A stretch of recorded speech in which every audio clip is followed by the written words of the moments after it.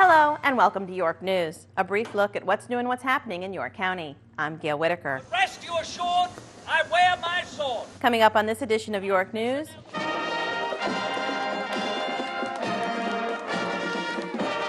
we take you to the Yorktown Day celebration. We gather today to honor the American and French soldiers and sailors who fought here in 1781. October the 16th, 2012, I call the meeting to order. Up first, the Board of Supervisors held its meeting on Tuesday, October 16th. At the meeting, the board commended Adam Frisch for his service on the York County Wetlands Board, welcomed and introduced the visiting delegates from Zweibrücken, Germany, York County's sister city, and received a quarterly report from Youth Commission Chairman Ashley Gailey. There were two public hearings on the agenda. The board approved a request to amend the York County zoning map by reclassifying a parcel of land at 2500 Fort Eustis Boulevard from general business to planned development residential. The property owner has voluntarily proffered that the property will be developed in accordance with a master plan depicting both residential and commercial structures.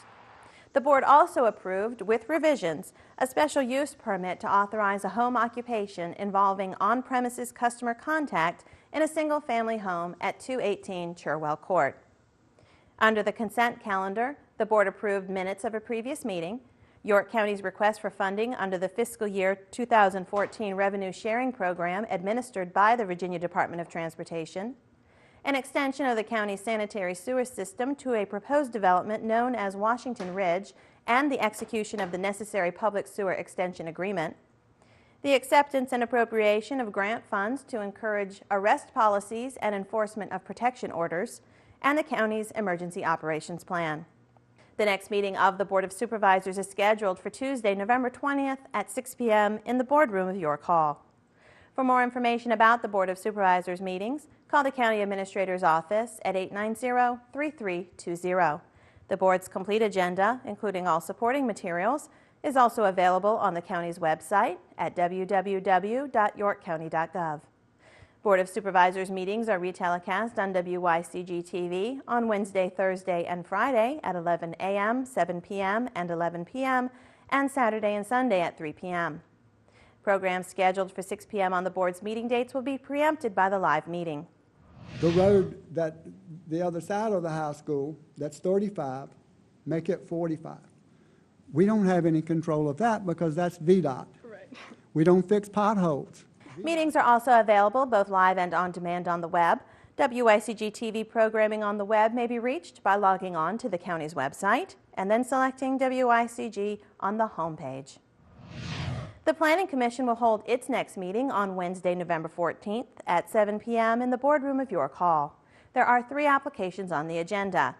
Application number ZM135-12 is a request to amend the York County zoning map by reclassifying 2 parcels of land at 725 and 725Z Bypass Road from general business to residential multifamily. The properties are designated general business in the comprehensive plan. Application number UP816-12 is a request for a special use permit to authorize the establishment of a single-story mini-storage warehouse facility on a 4.2-acre parcel of land located at 7800 George Washington Memorial Highway. The property is zoned general business and is designated in the Comprehensive Plan for General Business Development along Route 17 and limited industrial development in the rear.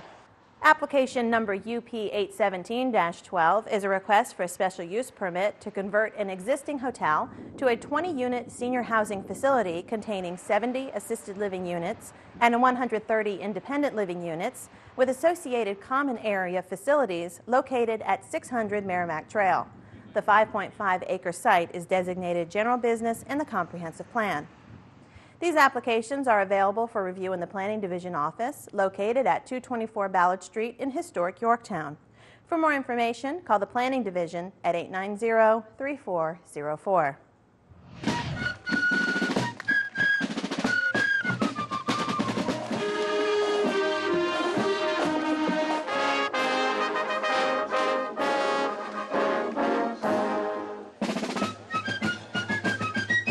Yorktown Day was Friday, October 19th. This day is celebrated every year as we remember the decisive victory by Allied American and French forces against the British Army that effectively ended the American Revolutionary War. The festivities included a patriotic parade,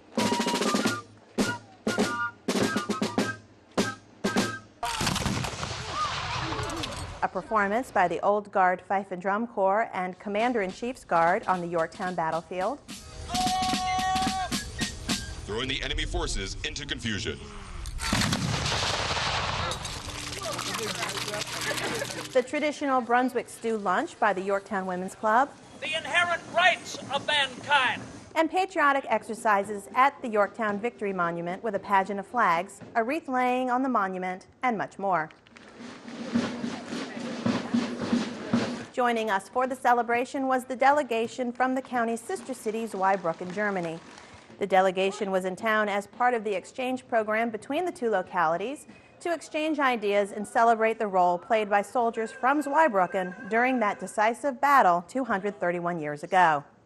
While visiting the area, the sister city delegation toured Yorktown, met several key officials, received information about York County's programs and other events. Hear ye, hear ye. Gather around as we lay a wreath at Redoubt 9 to honor the men who gave their lives here. And participated in a memorial wreath-laying ceremony at Redoubt 9. One of the French regiments that fought in the battle was actually a German regiment from the Duchy of Zweibrücken. Zweibrücken meaning two bridges, or in French, deux ponts. It was the regiment Royal deux Ponts which fought so valiantly in the Battle of Yorktown. There was a tremendous sacrifice of people in the time of when they were attacking this hill, regardless of, well, what are they doing today? Do you think they got up and said, oh, for liberty, we're going to go attack this redoubt? No, they're going, holy mackerel, I got to attack this redoubt, and somebody's shooting at me, and so you're sitting there trying to survive the battle and get across here. But it was a duty you had to do. Yeah, at least it's not raining. Election Day is Tuesday, November 6th. Polling places will be open from 6 a.m. to 7 p.m. If you do not know where to vote, visit www.yorkcounty.gov/voting for complete information. The deadline to register to vote on Election Day has passed. The deadline to vote absentee is Tuesday, October 30th by mail, email, or fax, or Saturday, November 3rd in person at the registrar's office. For more information on registering to vote, please call the registrar's office at 890-3440 or visit www.yorkcounty.gov/voting. This year's hours for trick-or-treating will be from dusk to 8 p.m. on Halloween, Wednesday, October 31st. Trick-or-treat! Children aged 12 or younger may trick-or-treat and should be accompanied by an adult. Residents are asked to turn on porch lights to identify homes that wish to receive trick-or-treaters. Here are some hints to help make this Halloween safe. Use makeup instead of masks. Wear flame-resistant or flame-retardant costumes. Wear bright or light-colored costumes. Carry a flashlight or glow stick. Avoid houses where porch lights are off. Keep children away from candles and other flame sources. Instruct children to not accept unwrapped candy or fruit, and check all treats before allowing children to eat them.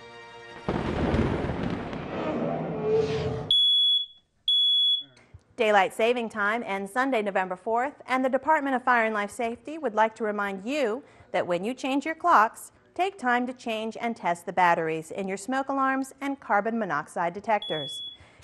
Power's off. Power's off. 80% of child fire fatalities occur in homes without working smoke alarms. Changing smoke alarm batteries at least once a year, testing those alarms, and reminding others to do the same are some of the simplest, most effective ways to reduce these tragic deaths and injuries. In addition, if you use gas or a fireplace for cooking and or heating, consider purchasing a carbon monoxide detector. Carbon monoxide is colorless, odorless, and tasteless, and it can kill you before you're even aware it is in your house. If you have any questions about Change Your Clock, Change Your Batteries, please call the Department of Fire and Life Safety at 890-3600. In an emergency, always call 911.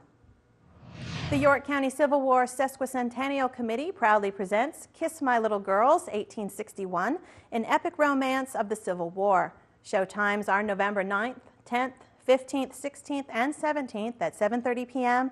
and November 11th and 12th at 2 p.m. The production is held in the Freight Shed building located on Water Street. Tickets cost $15 and are available online at www.bootsandkisses.com or by calling 766-2309. The play is based on a book by Jeff Tolson, which documents the real-life letters written between husband and wife Richard and Mary Watkins of Prince Edward County, Virginia, throughout the course of the Civil War. This is the first of an intended 4-part series following the lives of Richard and Mary Watkins. And finally, the Yorktown Beach picnic area, located at the intersection of Water and Comte de Grasse streets, will be closed to the public for the season beginning Thursday, November 1st. The picnic area will reopen April 1st. That's all for this edition of York News. Please join us on November 28th for the next edition of York News. Until then, thanks for watching.